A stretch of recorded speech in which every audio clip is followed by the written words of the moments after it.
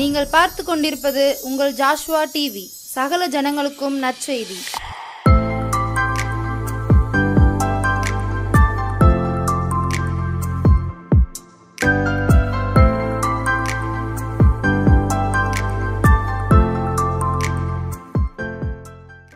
ஆண்டவராய் இயேசு கிறிஸ்துவின் நாமத்தினாலே உங்கள் யாவருக்கும் என் அன்பின் வாழ்த்துக்களையும் நன்றிகளையும் தெரிவிக்கிறேன்.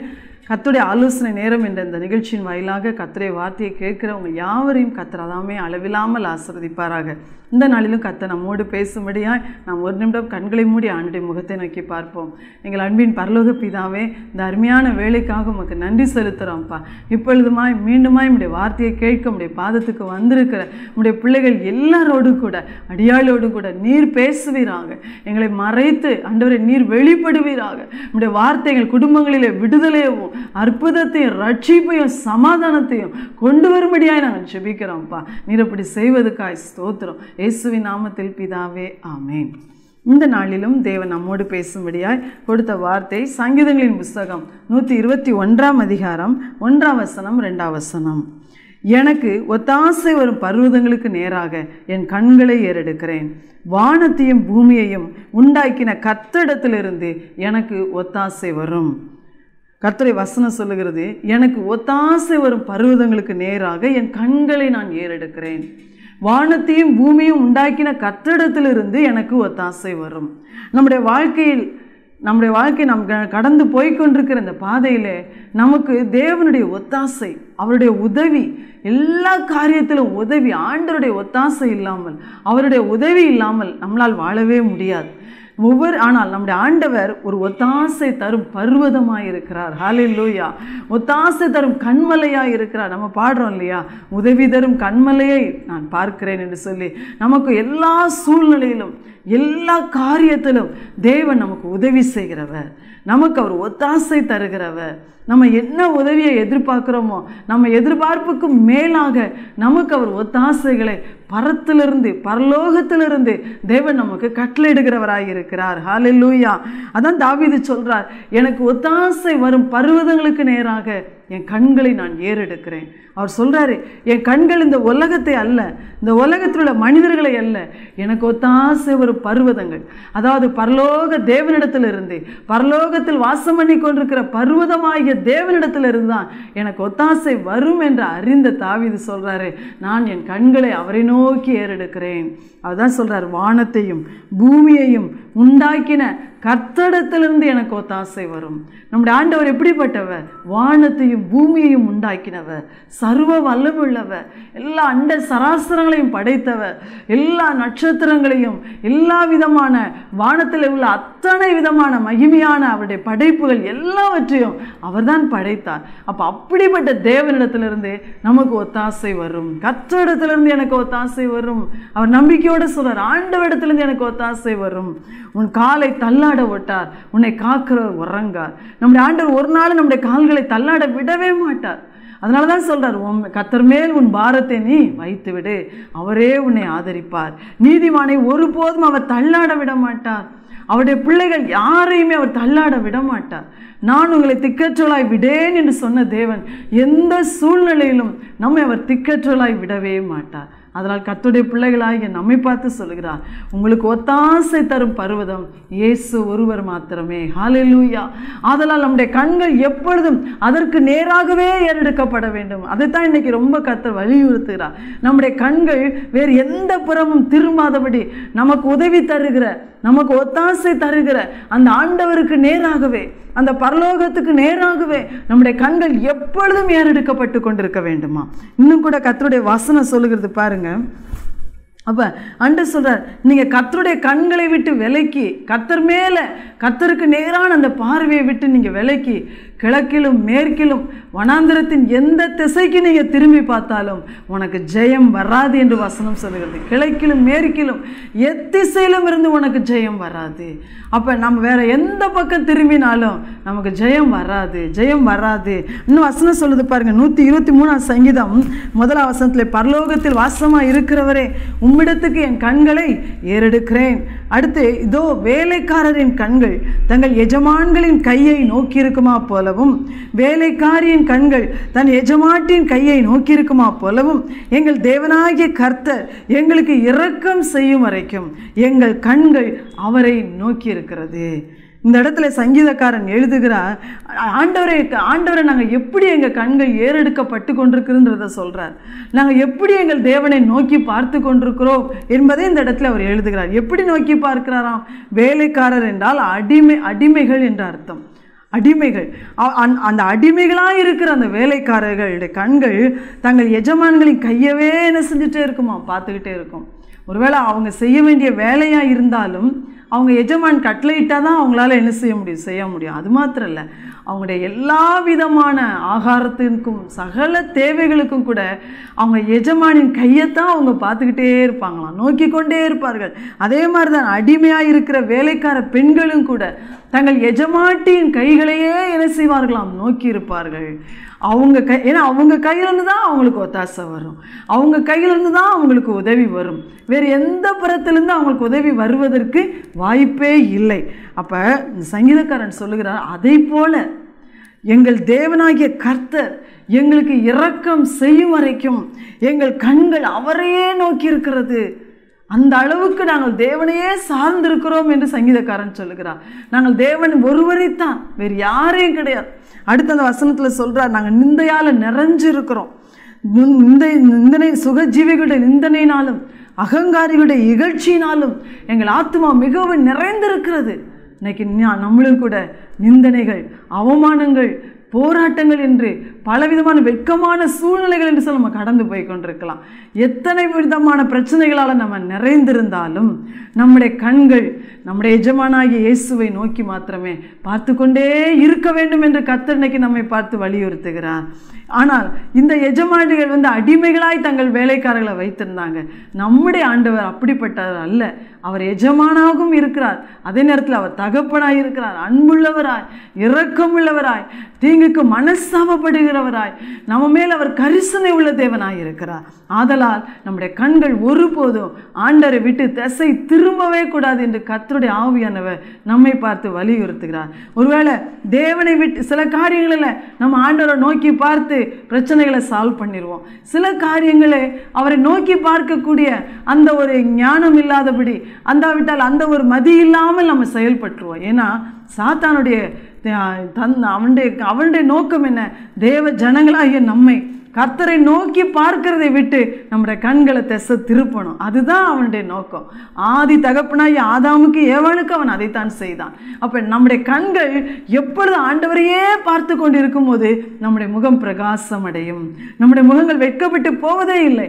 ஆனால் இதை அறிந்த சாத்தான் நம்மை எப்படியாகிலும் ஆண்டவரை விட்டு நம்முடைய கண்களை விலக்கி வேறுபுறமாய் கிழக்குக்கும் மேற்குக்கும் மற்ற திசைக்கு நம்மளை திருப்பி விட அவன் பார்க்கிறான். அதுதான் அவனுடைய நோக்கமாக இருக்கிறது.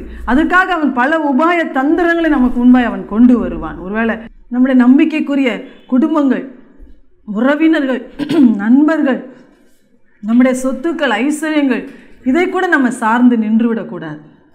அப்படி ஒருவேளை நம்முடைய திறமைகள், இதை நம்ம சார்ந்து நின்று கர்த்தரை விட்டு நம்முடைய கண்களை விலக்கிடுவோம்.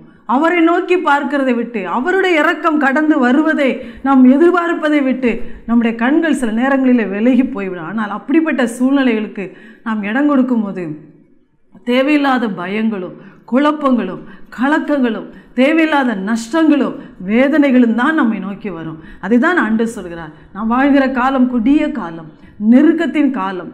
தேவ ஜனங்களும் உலக ஜனங்களும் இதுவரை இல்லாத கொடிய தீங்குகளை அனுபவிக்கிற ஒரு காலத்துக்குள்ள நம்ம வந்திருக்கிறோம். இந்த சூழ்நிலையில் நம்ம ஒருவர் கூட நம்முடைய பார்வையை கர்த்தரை விட்டு நம்ம எடுத்துடவே கூடாது.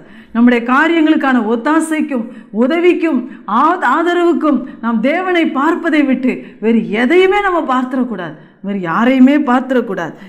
அந்த அடிமைகள் எப்படி அவங்க வேலைக்காரர் கண்கள் எஜமானின் கையை நோக்கி இருந்தார்களோ அதை போல நம்ம பார்க்க வேண்டும் என்று கர்த்தர் நம்மை பார்த்து சொல்லுகிறார். அப்படி பார்க்கும்போது தேவனிடத்திலிருந்து நமக்கு எல்லா காரியத்துக்கும் ஒத்தாசை வரும். என்னால் அதை செய்ய முடியாதே, என்னால் இந்த வேலையை பார்க்க முடியலையே, என்னால் இந்த படிப்பு படிக்க முடியலையே, என்னால் இந்த ஊழியத்தை செய்ய முடியலையே, என் குடும்பத்தை குறைவான வருமானத்தில் என்னால் நடத்த முடியலையே என்று பல விதத்தில் ஒவ்வொருவரும் ஒவ்வொரு சூழ்நிலையில நம்ம கலங்கி போய் நிற்கிறோம் அல்லவா? ஆண்டவர் சொல்லுகிறார், உங்கள் கண்கள் என்னையே நோக்கி பார்க்கும்போது வானத்தையும் பூமியும் உண்டாக்கின கர்த்தரிடத்திலிருந்து உங்களுக்கு ஒத்தாசை வரும் என்று கர்த்தருடைய ஆவியானவர் சொல்லுகிறார். ஹல்லேலூயா. அப்போ இன்னைக்கு ஒரே ஒரு மனிதனை குறித்து ஆண்டவர் நம்மோடு கூட பேசுகிறார். 2 நாளாகமும் புஸ்தகம் 14ஆம் அதிகாரத்தில் ஆசா என்ற ஒரு யூத ராஜாவை குறித்து சொல்லப்பட்டிருக்கிறது. அந்த யூத ராஜா பார்த்தீங்கன்னா கர்த்தருடைய பார்வைக்கு நன்மையும் செம்மையுமானதை அவர் செய்தார். இஸ்ரவேலை ராஜாக்கள் ஆண்டார்கள்.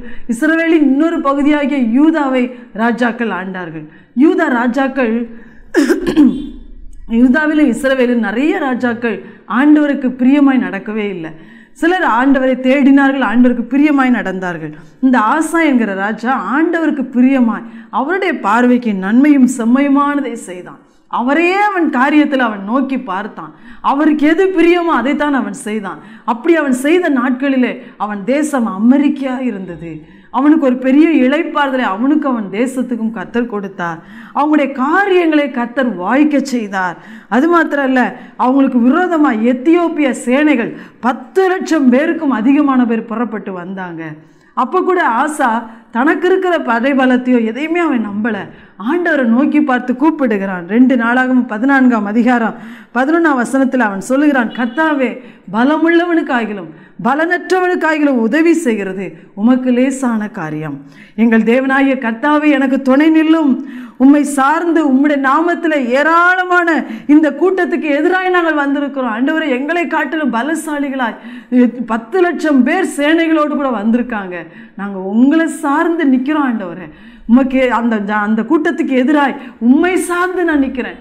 நாங்கள் பலமுள்ளவர்களோ பலனற்றவர்களோ நாங்கள் எப்படி இருந்தாலும் உங்களுக்கு உதவி செய்கிறது லேசான காரியம். நீர் எங்கள் தேவன், எங்களை இந்த சத்துருக்கள் மேற்கொள்ள விடாதிரும் என்று சொல்லி ஆண்டவரை நோக்கி உண்மையாக அவன் என்ன செய்கிறான்? கூப்பிடுறான். பாருங்க, கர்த்தர் அந்த சத்தத்தை கேட்டார். யூத ஜனங்களுக்காக, அந்த யூத சேனைக்காக ஆசா ராஜாவுக்கு கர்த்தர் யுத்தம் பண்ணினார். அந்த சேனைகளை அவர் முறியடித்தார். அவர்கள் நொறுங்கி போனார்கள். சத்துருக்களை அவர்கள் ஏராளமாய் கொள்ளையிட்டார்கள். ஒரு பெரிய ஜெயம் கிடைத்தது. இப்படியா இந்த ராஜா ஆண்டவரை தேடி தேடி தேடி அவரை நோக்கி பார்த்து தேவனோடு கூட உத்தமமாய் அவன் வாழ்ந்து கொண்டிருந்தான். அப்போ ஆனால் இப்படி போய் அவன் 35 வருட காலங்கள் அந்த இஸ்ரவேலை ஆண்ட பின்பதாக 36ஆம் வருஷத்தில் ஒரு பிரச்சனை அவனுக்கு வந்துச்சு. என்ன பிரச்சனை? இவன் யூதாவின் ராஜா ஆசா, இஸ்ரவேலின் ராஜா பாஷா. நீங்கள் வேதத்தை எடுத்து வாசித்து பாருங்க. அந்த பாஷா ராஜா இந்த ஆசாவின் ராஜாவாகி அந்த யூதாவுக்குள்ள ஒருத்தரும் போக்கும் வரத்துமா ஆசா கிட்ட வரவே கூடாது. ஏன்னா கர்த்தருடைய பிள்ளைகள் தான் சாத்தானுக்கு குறி. ஆசா கிட்ட ஒருவரும் வரக்கூடாது என்று சொல்லி அந்த பட்டணத்துக்குள்ள ஆசாவிடம் ஒருவரும் வர முடியாத அளவிற்கு ராமா என்ற ஒரு பட்டணத்தை கட்டினான். அப்போ பட்டணத்தை கட்டின உடனே இந்த ஆசா ராஜா என்ன பண்ணான்? இதுவரைக்கும் இல்லாத ஒரு காரியத்தை அவன் செய்தான். அவன் சீரியாவின் ராஜாவாகிய அந்நிய தேசத்து ராஜாவிடத்தில் அவன் உதவி கேட்கிறான். இதுவரைக்கும் ஆண்டவிடத்தில் உதவியை கேட்டவன் அந்நிய ராஜாவிடத்தில் போய் அவன் உதவி கேட்குறான். அது எப்படி கேட்குறான்? தன்னுடைய அரண்மனையில் இருக்கிற வெள்ளி பொன்னெல்லாம் எடுத்து கொண்டு போய் கொடுக்குறான். தன்னுடைய கர்த்தருடைய ஆலயத்துக்குள்ள இருந்து எருசலேம் தேவாலயத்தில் இருக்கிற வெள்ளி பொன்னெல்லாம் எடுத்து கொண்டு போய் கொடுத்து, நீர் புறப்பட்டு வந்து இந்த பாசா ராஜாவுக்கு விரோதமாக யுத்தம் பண்ணி அவன் இந்த பட்டணத்தை கெட்டாதபடிக்கு எனக்காக யுத்தம் பண்ணுன்னு சொல்லி அவனை வேண்டிக் கொண்டான். இதுவரைக்கும் வானத்தையும் பூமியும் உண்டாக்கின கர்த்தரிடத்திலிருந்து வருகிற ஒத்தாசையை ஊக்கமாய் தேடி கர்த்தருக்கு பிரியமாய் நடந்து அந்த ஒத்தாசைகளை பெற்றுக்கொண்ட அந்த மனிதன் எப்படி இப்படி திசைமாறினானோ தெரியல. பாருங்க, அப்போ மனிதர்கள் அப்படித்தான். நம்ம எந்த நேரம் எப்படி மாறுவோம் நமக்கு தெரியாது, நமக்கே தெரியாது. ஆனால் அந்த மனிதன் அப்படி மாறினான். அந்த சீரியா ராஜாவின் உதவியை நாடினான். அந்த ராஜா வந்தான் சேனையோடு அந்த பாஷா என்ற இஸ்ரவேலின் ராஜாவுக்கு விரோதமாக யுத்தம் பண்ணினான். அவனுடைய பட்டணங்கள் எல்லாவற்றையும் அவன் அடித்து நொறுக்கினான். அப்பொழுது அந்த பாஷா ராஜா ஆசாவுக்கு விரோதமாய் கட்டின அந்த பட்டணம் கெட்டாதபடிக்கு அவன் அப்படியே போட்டுட்டு அவனுடைய தேசத்தை நோக்கி அவன் திரும்பி போனான். இந்த ஆசா ராஜா என்ன பண்ணான் தெரியுமா? அவன் எதை கட்டாமல் போட்டு போனானோ அங்கிருந்து மரங்களையும் கற்களையும் எடுத்து யூத தேசத்தில் அவன் பட்டணங்களை கட்டினான். இந்த காரியம் தேவனுடைய பார்வைக்கு பொல்லாததாக இருந்தது. தேவனை அது துக்கப்படுத்திற்று. அவருடைய பிள்ளை இவ்வளவு நாளும் அவரை சார்ந்து உத்தமமான இருதயத்தோடு அவரை தேடின மகன் இன்னைக்கு ஒரு சாதாரண உதவிக்காக எவ்வளோ பெரிய சேனையின் காரியத்தெல்லாம் கர்த்தரை சார்ந்து கொண்டவன், அவரோடு கூட உத்தமமாய் வாழ்ந்தவன், இன்னைக்கு மனித உதவியை தேடி அவன் போனதை பார்த்து தீர்க்கதரிசியை கொண்டு கர்த்தர் அவர் கடிந்து கொள்ளுகிறார். நீ என்னை சார்ந்து கொண்ட போது எவ்வளோ பெரிய வெற்றியெல்லாம் உனக்கு நான் கொடுத்தேன். ஆனால் இன்னைக்கோ நீ என்ன செய்தாய்? சீரியாவின் ராஜாவை போய் நீ சார்ந்து கொண்டாயே. நீ என்னை சார்ந்திருந்தால் இந்த சீரியா இராணுவத்தையும் நீ ஜெயித்திருப்பாய், இந்த ஆசா பாஷா என்ற அந்த இராணுவத்தையும் நீ ஜெயித்திருப்பாய். நீ எல்லாவற்றையும் விட்டுவிட்டாயே என்று சொல்லி ஆண்டவர் சொல்லுகிறார். என்னை பற்றி உத்தம இருதயத்தோடு இருக்கிறவர்களுக்கு என்னுடைய வல்லமையை விளங்க பண்ணும்படி கர்த்தருடைய கண்கள் பூமி எங்கும் விளாவிக் கொண்டிருக்கிறது. ஆனால் நீயோ இந்த காரியத்திலே மதியில்லாமல் நடந்து கொண்டாயே என்று ஆண்டவர் கடிந்து கொண்டார். இன்னைக்கு நம்மை பார்த்தும் தேவன் அப்படி சொல்லுகிறாரா? யோசித்து பாருங்க. எத்தனையோ காரியத்துக்கு பெரிய பெரிய காரியங்களுக்கெல்லாம் கூட நம்ம ஆண்டவரை நோக்கி பார்த்து ஜெயம் பெற்றிருந்திருப்போம். சின்ன காரியம் தானே, இது சாதாரண காரியம் தானே, இதை இவங்ககிட்ட போய் கேட்டால் சரியாயிடும், இதை இப்படி செஞ்சால் சரியாயிடும்னு நாம ஒரு முடிவெடுத்து கர்த்தரை நோக்கி பார்க்காமல், அவரை நோக்கி ஒத்தாசையை தேடாமல் நம்ம மனிதர்களை தேடி ஓடுகிறோமோ, நம்முடைய சுய பலத்தை நம்பி நாம் நிற்கிறோமோ, அந்த ராஜாவுக்கு நடந்த கதி என்ன பாருங்க. அன்றைக்கு கர்த்தர் கடிந்து கொண்டு சொன்னார், இனி உனக்கு யுத்தம் வரும், யுத்தம் நேரிடும் சொல்ற. இதுவரைக்கும் நீ இளைப்பாறுதலை பார்த்த, இனிமே உனக்கு இளைப்பாறுதல் இல்லை. கர்த்தர் அப்படிதான் சொல்றார். அந்த ராஜா என்ன செய்தான் பாருங்க. அப்ப கூட அவன் மனம் திரும்பல. கர்த்தர் கடிந்து கொள்ளும் போது மனம் திரும்பல. அந்த தீர்க்கதரிசியை போய் சிறைச்சாலையில் அவன் அடைத்தான். ஜனங்களிலே சிலரை கொடுமையாய் அவன் நடத்தினான். வசனம் சொல்லுகிறது, அவனுக்கு கடைசி 39வது வருஷத்துல அவன் கால்களில் ஒரு பயங்கரமான வியாதி, அவனுடைய நோவு, அந்த வியாதியினுடைய உக்கிரம் அகோரமாக இருந்தது என்று வேதம் சொல்லுகிறது. எவ்வளோ கஷ்டப்பட்டானோ தெரியல. ஆனால் அந்த மனிதனை குறித்து சொல்லப்பட்டிருக்கு, அவன் தன் வியாதியிலும் கர்த்தரை அல்ல பரிகாரிகளையே தேடினான். பார்த்தீங்களா, முடிவு எவ்வளோ பயங்கரமாக இருந்துச்சு. சாத்தான் இப்படித்தான் அவருடைய பிள்ளைகளாகிய நம்மை எப்படி ஆகினும் ஆண்டவரை விட்டு பிரித்து விட, நம்ம சந்திக்கிற பிரச்சனைகளுக்கு, நம்முடைய தேவைகளுக்கு, நம்முடைய உதவிகளுக்கு நாம் கர்த்தரை முழு இருதயத்தோடு பார்க்க முடியாதபடிக்கு நம்முடைய கண்களை அவன் திசை திருப்புவான். மற்ற மனிதர்களை பார்த்து அவங்களுக்கெல்லாம் இப்படி நடக்குது, அப்போ நானும் இப்படி செஞ்சா என்னன்னு சொல்லி நம்முடைய சுய வழியில் அவன் நம்ம நடத்துவான். ஆனால் முடிவோ தேவனுடைய ஆசீர்வாதத்தையே நம்ம இழந்து போயிடுவோம். ஒரு சில நேரம் நம்முடைய குறைய கூட நம்ம உணர முடியாத கடினம் உள்ளவர்களாய் நம்ம மாறிடுவோம், பெருமை உள்ளவர்களாக நம்ம மாறிடுவோம். அந்த ராஜா கடைசி மரண நேரத்தில் கூட கர்த்தரை அல்ல பரிகாரிகளையே தேடினான். இந்த வியாதிக்கு மந்திரவாதி இருக்கானா, இந்த செய்வனை செய்கிறவங்க இருக்காங்களா, அல்லாவிட்டால் ஏதாவது மருத்துவர் இருக்கிறாங்களா என்று சொல்லி அப்படித்தான் தேடினானே ஒழிய 35 வருடம் உத்தம இருதயத்தோடு தேவனை தேடினானே, ஒத்தாசைகளை அனுபவித்தானே, அந்த தேவனையே அவன் விட்டு விட்டான். அருமையான கர்த்தருடைய பிள்ளைகளை, கடைசி நாட்களுக்குள் நின்று கொண்டிருக்கிறோம். கர்த்தருடைய வருகையின் காலங்களில் நம்ம நிற்கிறோம். அவருடைய ராஜ்யத்துக்கு எல்லாரும் நம்ம ஆயத்தப்பட்டு கொண்டிருக்கிறோம். இந்த சூழ்நிலையில் ஒருவருடைய கண்களும் கர்த்தரை விட்டு விலகாதபடி நாம் எச்சரிக்கையாக இருப்போம். ஆண்டவர்கிட்ட கேட்போம், ஆண்டவரே உம்மோடு கூட உம்மை உத்தம இருதயத்தோடு உம்மையே நோக்கி பார்க்கிற கண்களை, உம்மையே நோக்கி பார்க்கிற இருதயத்தை எனக்கு தாரும். என்னுடைய எல்லா ஒத்தாசைகளுக்கும் எல்லா உதவிகளுக்கும், அது சாதாரணமானதாக இருக்கலாம், அது ஒரு ரொம்ப அற்பமான காரியமாக இருக்கலாம், அல்லாவிட்டால் அது பெரிய காரியமாக இருக்கலாம். எப்படிப்பட்ட காரியமாக இருந்தாலும் நானும் என் பிள்ளைகளும் என் குடும்பமும் எல்லா ஒத்தாசைக்கும் உண்மையே பார்க்க எங்களுக்கு உதவி செய்யும். அப்படிப்பட்ட உத்தமமான இருதயத்தை எங்களுக்கு தார். ஆண்டு சொல்றார், நீங்கள் உத்தம இருதயமாக என்னை பார்ப்பீங்கன்னு சொன்னால் என் கண் அப்படிப்பட்ட பிள்ளைகளுக்கு என் வல்லமையை வெளிப்படுத்தும் என்று தேவன் சொல்லுகிறார். அல்லேலூயா. அதனால் ஆண்டுடைய வல்லமையை நம்ம கட்டாயம் நம்ம குடும்பங்களில் வெளிப்படுத்துவார், நமக்கு ஒத்தாசைகளை தருவார், நம்மளை ஒருபோது அவர் கைவிட மாட்டார். ஆனால் நாம் சாத்தானுடைய அந்த தந்திரமான திட்டத்துக்கு ஒரு நாள் நம்ம பலியாயிடக்கூடாது. இப்பொழுதே ஆண்டவரிடத்தில் ஊக்கமாக உங்களுக்காக ஜெபிங்க, கர்த்தர் நம்மை பாதுகாத்து கொள்ளுவார். ஜெபம் பண்ணுவோமா? எங்கள் அன்பின் பரலோக பிதாவே, அருமையான வேலைக்காய் உமக்கு ஸ்தோத்திரம். வானத்தையும் பூமியும் உண்டாக்கின கர்த்தரிடத்திலிருந்து எங்களுக்கு ஒத்தாசைகள் வருகிறதற்காக ஸ்தோத்திரம்ப்பா. நன்றேசப்பா. உங்களுடைய வசனத்தை கேட்கிற பிள்ளைகள் நாங்கள் அனைவரும் சுவாமி எந்த சூழ்நிலையிலும் ஒத்தாசைக்காக உதவிக்காக உம்மை தவிர, உம்மை நோக்கி பார்க்கிற அந்த கண்களை உங்கள் மேலே வைப்பதை தவிர வேற எந்த திசையிலும் நாங்கள் திரும்பிடவே கூடாதப்பா. அப்படிப்பட்ட உத்தமமான இருதயத்தை எங்கள் ஒவ்வொருவருக்கும் தாரும், எங்கள் ஒவ்வொருவருக்கும் தாரும். அந்த ஆசா ராஜாவுடைய வாழ்க்கையில் நடந்த காரியத்தை போல எங்கள் ஒருவருடைய வாழ்க்கையில் நடக்கக்கூடாது. எல்லா காரியத்துக்கும் உங்களையே நோக்கி பார்த்து அந்த அடிமைகள் எப்படி வேலைக்கும் எஜமான்களை சார்ந்திருந்தார்களோ, அந்த வேலைக்காரர்கள் எப்படி சார்ந்திருந்தார்களோ, அதுபோல நாங்கள் அனைவரும் ஆண்டவரே உம்மையே முழு இருதயத்தோடு சார்ந்து நின்று உம்முடைய ஒத்தாசைகளை எல்லாவற்றிலும் பெற்றுக்கொள்ள உம்முடைய வசனத்தை கேட்கிற பிள்ளைகள் யாவருக்கும், அடியாளுக்கும், எங்கள் குடும்பங்களுக்கும் அந்த கிருபையை நீ தரும்படி நாங்கள் ஜெபிக்கிறோம். உம்முடைய ஒத்தாசைகள் எங்கள் குடும்பங்களுக்குள் இறங்கி வரும்படி நாங்கள் ஜெபிக்கிறோம். இறங்கி வந்து எங்களை ஆசீர்வதிப்பீராக. நீர் அப்படி செய்வதற்காய் நன்றி. இயேசுவின் நாமத்தில் பிதாவே, ஆமென்.